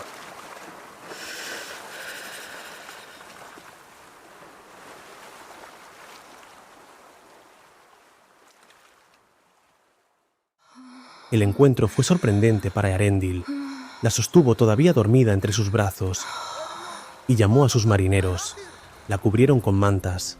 Su piel estaba helada y pasaron horas antes de que despertara. Pero cuando lo hizo, ella también les miró sin entender. Elwyn no recordaba cómo había llegado allí. Solo recordaba que se había arrojado al mar con el Silmaril en el pecho, dispuesta a hundirse con él. Y tardó en comprender que estaba viva, que el mar la había devuelto, aunque no sabía cómo. Y Earendil, aunque tampoco tenía explicación para esa historia, recordó el presentimiento que le inundó el corazón y le encontró sentido. Quizás aquella urgencia que le había hecho dar media vuelta, aquel presentimiento, no fue porque fueran a caer en la ola, sino para que ella ganara tiempo, para que pudiera alcanzarlos, para que llegara al barco antes de que el agotamiento venciera sus alas. Pero Elwyn ni mucho menos mostraba alegría, sino que se encontraba completamente abatida por la tristeza, y lo que le contó sobre el asentamiento de las bocas del Sirion a Earendil le partió el alma. ¡Los niños! ¿Dónde están?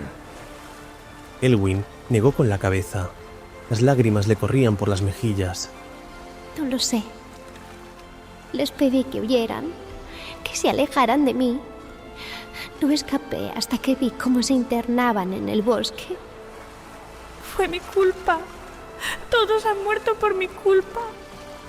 Earendil, preocupado, abrazó a su esposa mientras ella temblaba contra él. Eran demasiadas noticias de golpe, muy pocas buenas. Y aunque Elwyn había tomado una decisión apresurada, él solo tenía rabia hacia los hijos de Feanor. No ha sido culpa tuya, y no ha sido tu mano ni tu espada la que ha quitado esas vidas. Pero debemos regresar. Elrond y Elros están solos. Pero Elwyn se separó, lo miró a los ojos y negó con la cabeza. No, no podemos. Ellos no pararán hasta encontrarme. Y si estamos con ellos cuando suceda, también los matarán como hicieron con mis hermanos. Pero, ¿entonces qué? ¿Qué hacemos? Ella se recompuso un poco antes de contestar. Lo que ya estabais haciendo, llegar a Valinor, contarles a los Valar todo lo que ocurre.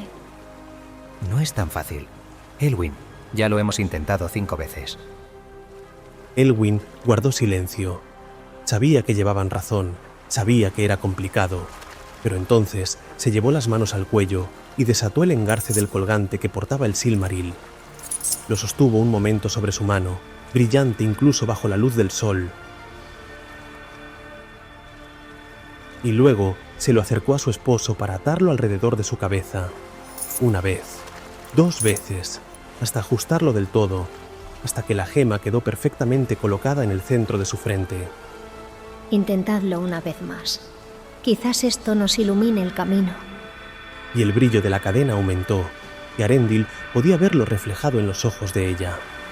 Pero aunque no se trataba de una decisión fácil, tardarían igualmente semanas en barco hasta llegar a la Tierra Media, y Valinor, si realmente estaba tras esas islas, se encontraba a poco más de 2 días.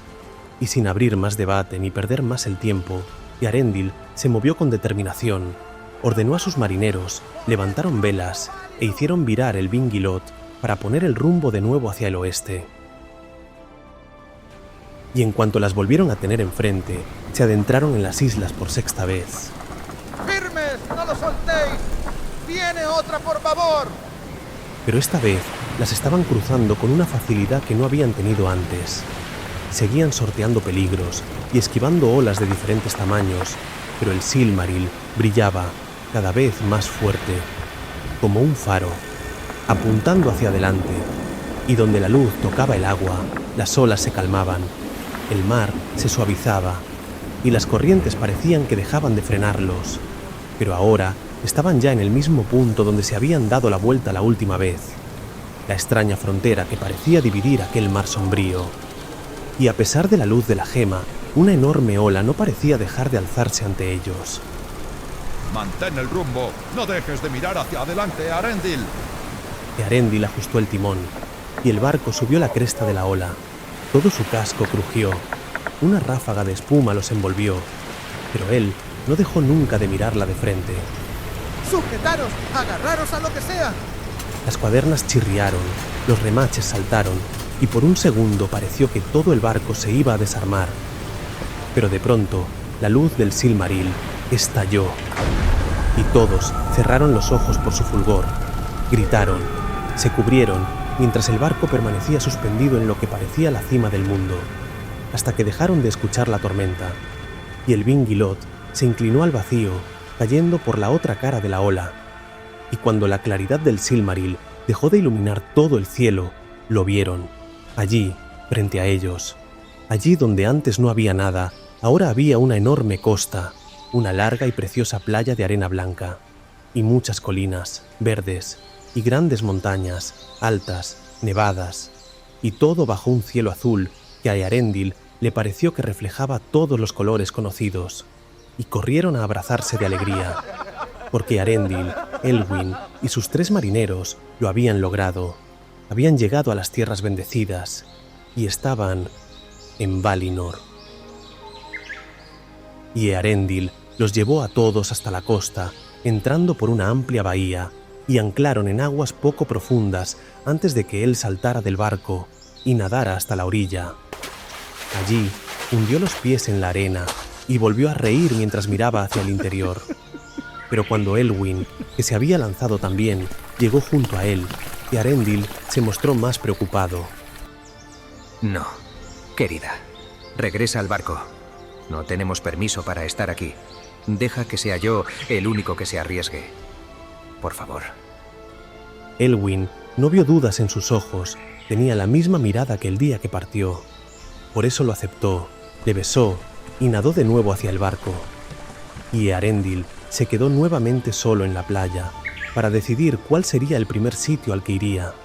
Allí, a lo lejos, a no demasiadas horas a pie, había una enorme ciudad, blanca y dorada, con grandes torres, y alzó la mano, se despidió de todos y comenzó a caminar tierra adentro, hacia los Valar, hacia lo desconocido, hacia la ciudad de los Noldor.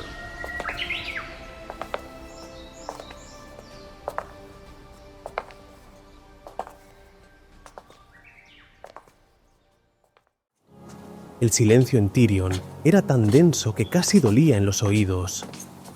Earendil caminaba despacio, con el alma encogida. Las cúpulas de cristal se alzaban sobre decenas de arcos en mármol, y la luz del Silmaril, prendida en su frente, reflejaba su resplandor en cada superficie pulida de la ciudad.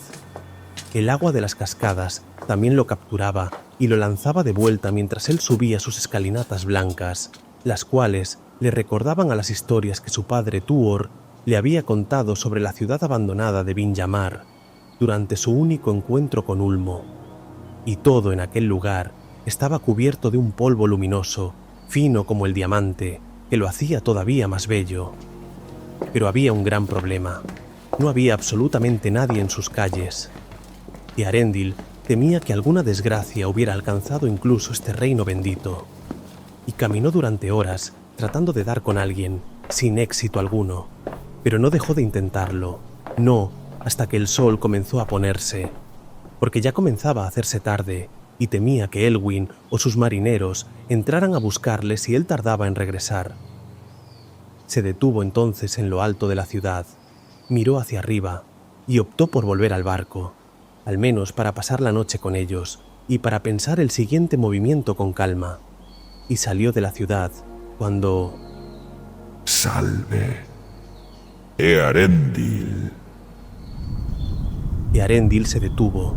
El corazón le golpeó el pecho, se giró despacio y no vio a nadie al principio, solo vio la luz, no la que su gema desprendía, sino otra, violeta, emergiendo desde algún lugar más arriba de las montañas, bajando hacia él.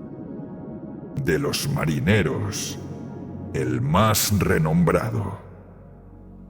Pues has conseguido llegar sin nuestra ayuda. Pero Earendil seguía sin saber de dónde procedía la voz exactamente, y mientras trataba de encontrar la fuente del sonido, la luz se iba aproximando cada vez más, tanto que la terminó teniendo primero justo encima y luego enfrente, y esa luz comenzó a tomar forma hasta parecerse a un elfo, o algo con forma de elfo, aunque bastante más alto que él, vestido con ropas blancas y un pelo negro que le caía suelto hasta los hombros. Su rostro era suave y su mirada firme y tranquila. Mi nombre es Eongwe. Acompáñame. Ya te están esperando. Earendil había imaginado el primer encuentro muchas veces, pero nunca de esa manera. Y todo cuanto había practicado en su imaginación, en las largas noches sobre la cubierta del barco, terminó borrado, y no supo si arrodillarse o no. Pero Eongwe se dio la vuelta antes de que pudiera tomar cualquier decisión, y comenzó a caminar. Y él apresuró el paso para ponerse detrás, para caminar juntos hacia el interior de Valinor. El trayecto que tomaron no fue corto. Earendil se apenaba pensando en sus acompañantes, pero el paisaje le obnubilaba la mente. No era capaz de apartar la mirada, consciente de que no haría esfuerzo alguno por dejar ese paisaje grabado en su memoria. El amplio valle entre las montañas, el largo camino de losas, los campos rectos, los anchos árboles, los canales de agua cristalina, los márgenes cubiertos de flores, los colores más nítidos y vivos, los sonidos más limpios y claros, todo precioso, nuevo y bello. Todo muy diferente a la desolación que Earendil conocía en la Tierra Media. Y caminaron sin parar, sin más conversación, hasta que llegaron a las grandes puertas doradas de Valmar.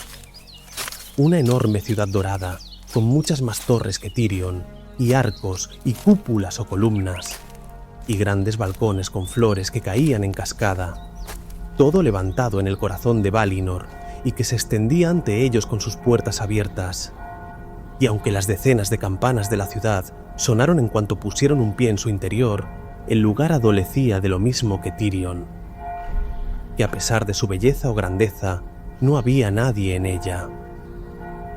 Discúlpame, Ongwe. ¿Podría preguntar dónde está todo el mundo? ¿Ha ocurrido algo malo?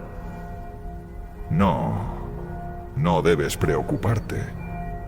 Todos los que habitan han subido a Taniquetil, pues como cada año, hoy es el día del gran convite. Sin embargo, me temo que nosotros no podemos acudir al festival, pues nos espera Mangue, ahí arriba. Eongwe señalaba a una enorme estructura de piedra circular, levantada en niveles ascendentes, a la que se llegaba atravesando toda la ciudad. Y cuando siguieron el camino central y lo alcanzaron, Earendil conoció su nombre. Bienvenido al Mahanaxar, el anillo del juicio. Y juntos accedieron por uno de los arcos bajos y comenzaron a subir. Earendil perdió la cuenta del número de vueltas que dieron hacia arriba. 10, 20, 30 quizás, una tras otra, hasta que la escalinata terminó, hasta que llegaron a la cima, y sobre ella, Earendil encontró una enorme plataforma circular al aire libre tan alta que las nubes se desgarraban al pasar por sus bordes. Y sobre la plataforma, dispuestos en círculo, 14 grandes tronos, 5 vacíos, 9 ocupados por los Valar. Mandos, Aule, Yavanna, Orome, Tulkas, Niena, Ulmo, Barda y por último, el rey de todos ellos, Mangue. Earendil los miró uno por uno, bajó la cabeza en señal de respeto y cayó de rodillas.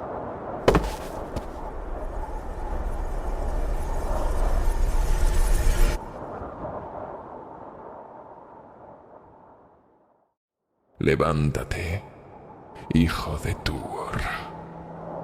Has hecho un largo y duro viaje. La voz de Mangue llenaba el espacio. Earendil se levantó, casi intimidado, pero cuando se puso totalmente en pie, se mantuvo erguido frente a él. Habla. Cuéntanos por qué has venido. Cuéntanos por qué has decidido saltarte el decreto de entrada. Y no dejes de hablar hasta que termines todo lo que tengas que decirnos. Earendil respiró hondo y pensó brevemente las historias que contaría antes de hablar. Y cuando las tuvo ordenadas en su cabeza lo contó todo.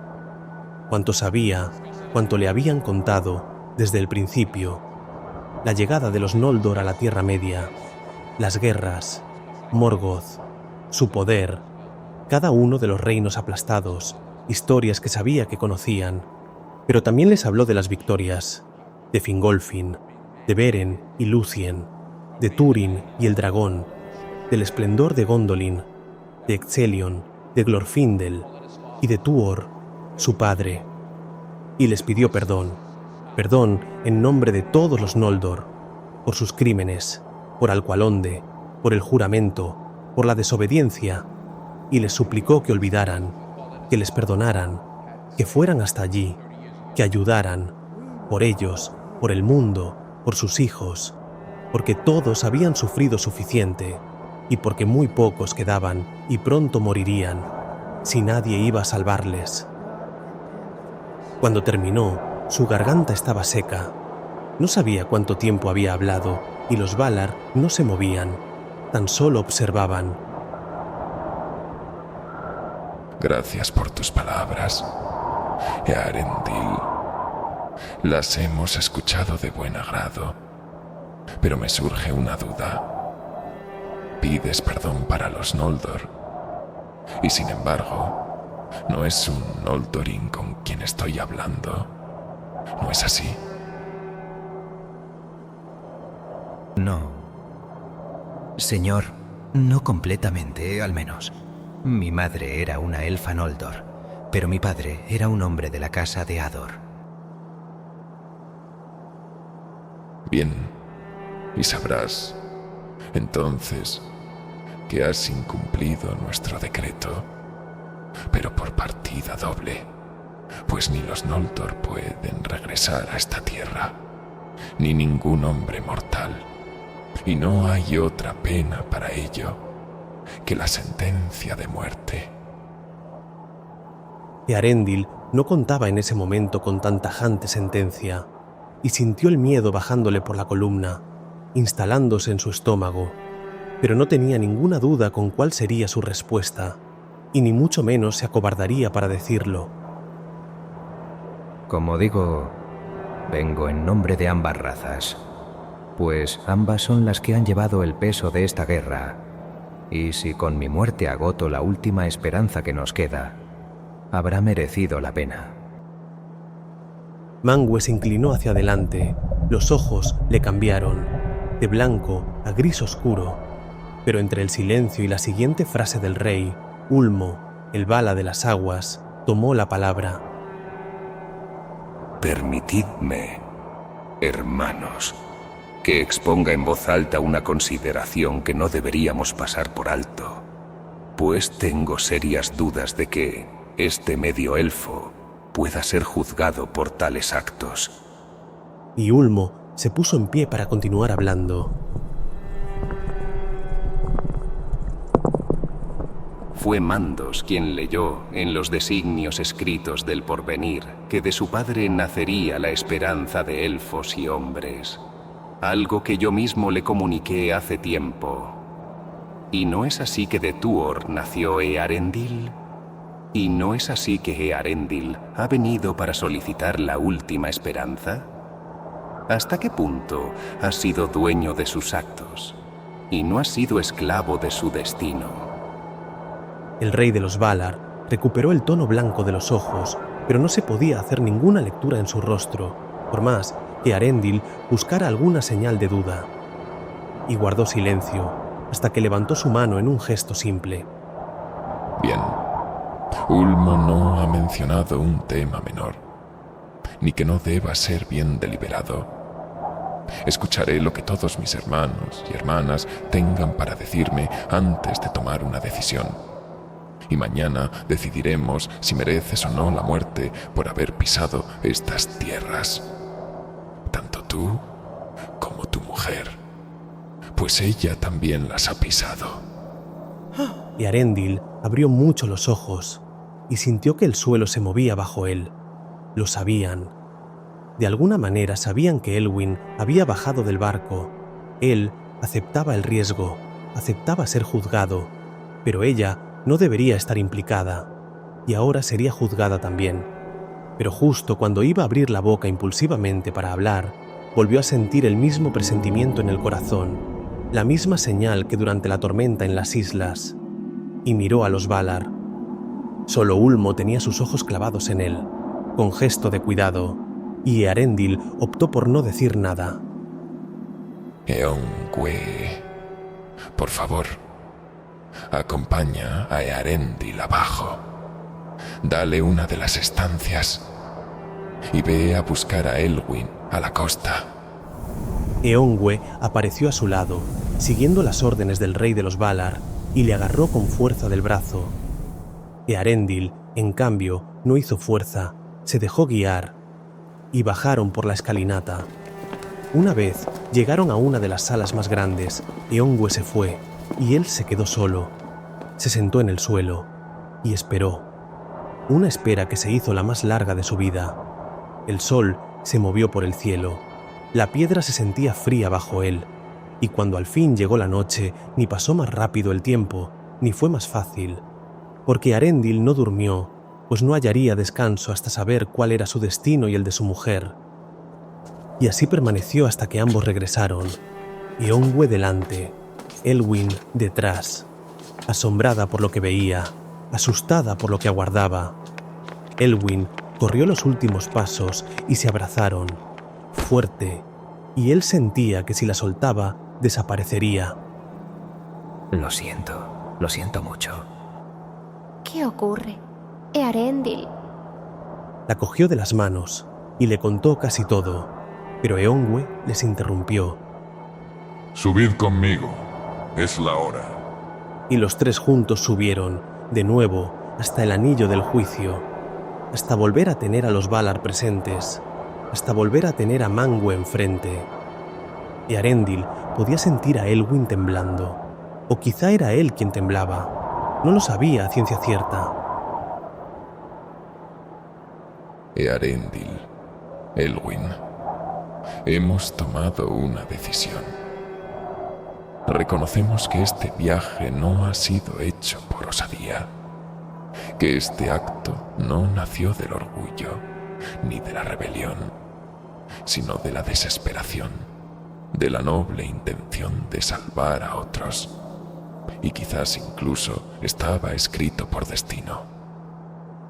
Sin embargo, el rey hizo una pausa larga. Earendil apretó más la mano de Elwyn. Ella apretó la suya de vuelta.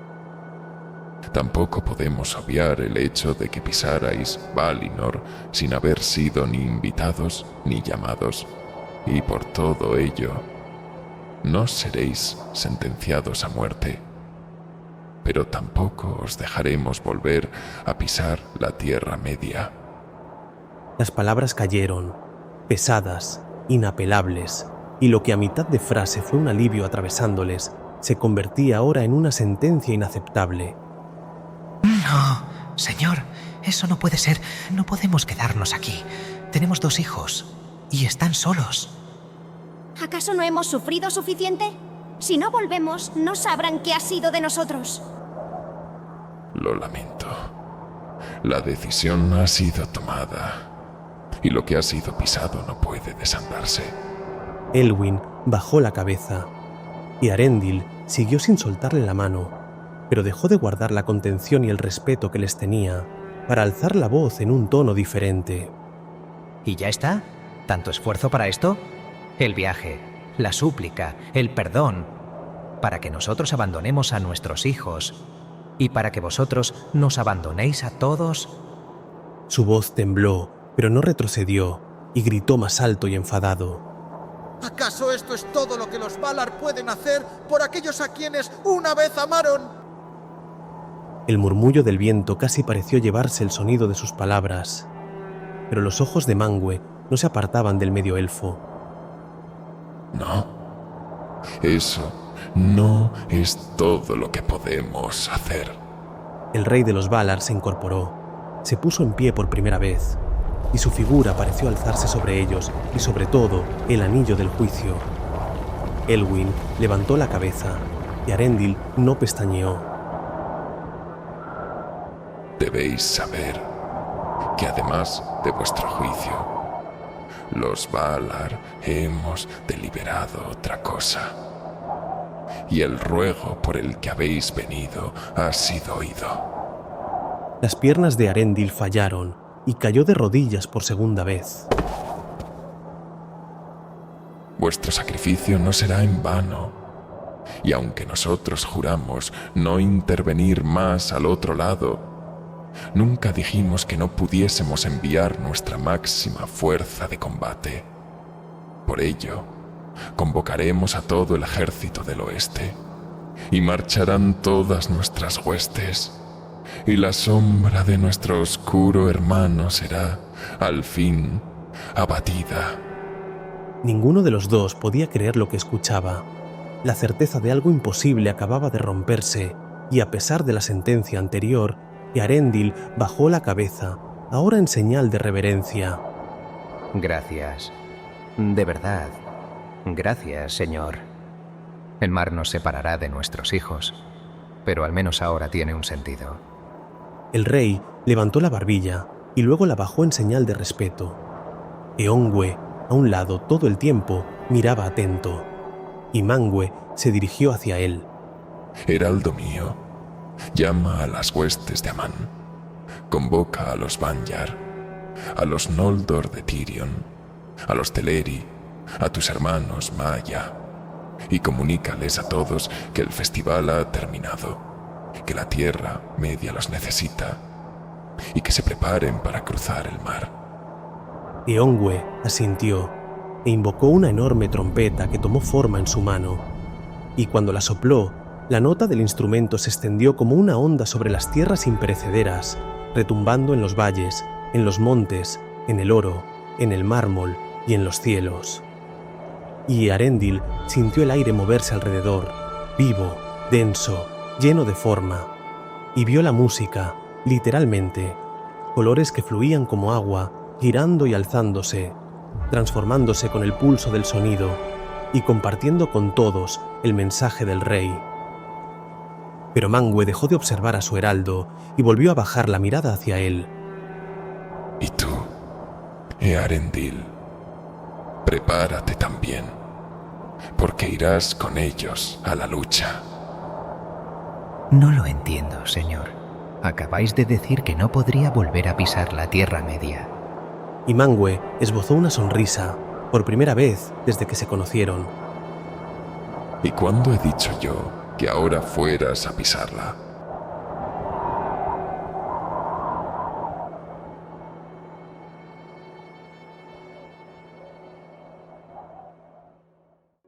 Las huestes de Valinor comenzaron a prepararse. Desde las laderas de las montañas y los valles más lejanos, los Vanjar descendieron con sus estandartes, silenciosos, como una marea dorada que avanzaba hacia el mar. Los Teleri prepararon sus naves blancas en los puertos del oeste, y los Noldor de Finarfin, aquellos que nunca se rebelaron, regresaron a Tirion para prepararlo todo y unirse a ellos. Todo allí se movía, por primera vez en edades, con un mismo propósito. Cuando Earendil y Elwyn llegaron al Vingilot, sus marineros todavía aguardaban sobre la cubierta, observando cómo la pareja avanzaba por la arena. Y cuando Eonwë les ofreció quedarse, vivir en Valinor si así lo querían, y bajar del barco, ellos lo hicieron. La Vala Barda y el Vala Ulmo también los habían acompañado hasta la orilla, y ella pidió con cortesía a Earendil que subiera solo a su barco, y éste se despidió de su esposa antes de hacerlo. Siempre, siempre regresaré a ti, no importa dónde estés. Ella asintió y lo besó. Él subió a bordo, y Barda levantó la mano, y el mar se encendió por completo bajo la quilla. El Vingilot comenzó a alzarse lentamente, envuelto en una llama blanca, en un brillo puro que cubría cada madera, cada vela, haciendo que todo el casco resplandeciera, sostenido por una fuerza invisible que lo hacía flotar. Y cuando Barda bajó sus manos, después de haber consagrado el navío, el barco permaneció en el aire.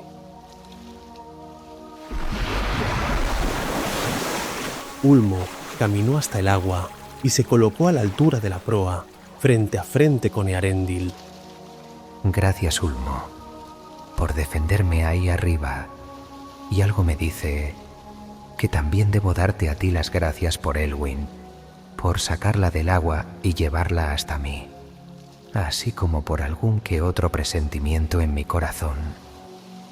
Ulmo no contestó, tan solo inclinó ligeramente la cabeza, y bastó ese gesto suyo para que Earendil entendiera que sí, que había sido él quien la sacó del agua, quien la convirtió en un cisne para alejarla rápidamente de la costa, y quien fue imbuyéndole a él el corazón con consejos e indicaciones.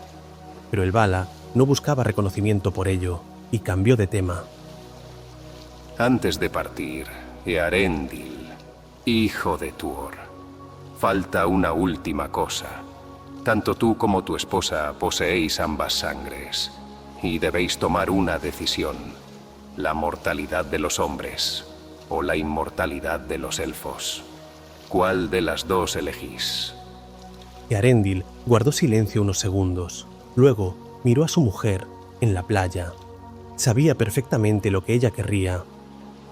Ella te lo confirmará, pero estoy seguro de que elegirá el destino de los elfos, y yo lo haré con ella.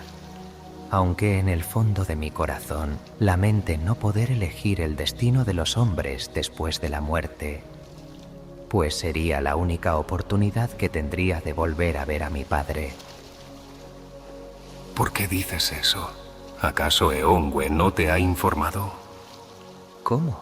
¿Informarme? ¿De qué?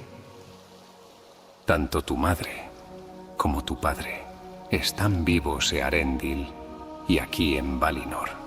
Imagino que bajando de Taniquetil con el resto. Earendil tuvo que gestionar una cantidad abrumadora de sentimientos a la vez. Alivio, alegría, incredulidad, todo mezclado, pero su rostro se iluminó, y la sonrisa que mostró rivalizaba con el brillo del Silmaril que seguía atado a su frente.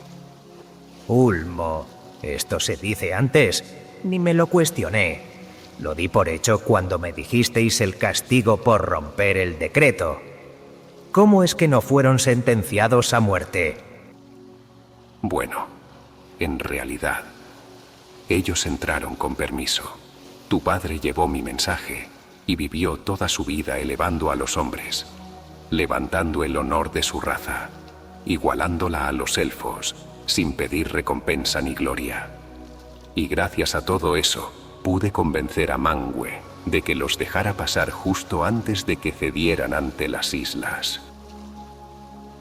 Entonces mi corazón os debe dar las gracias de nuevo.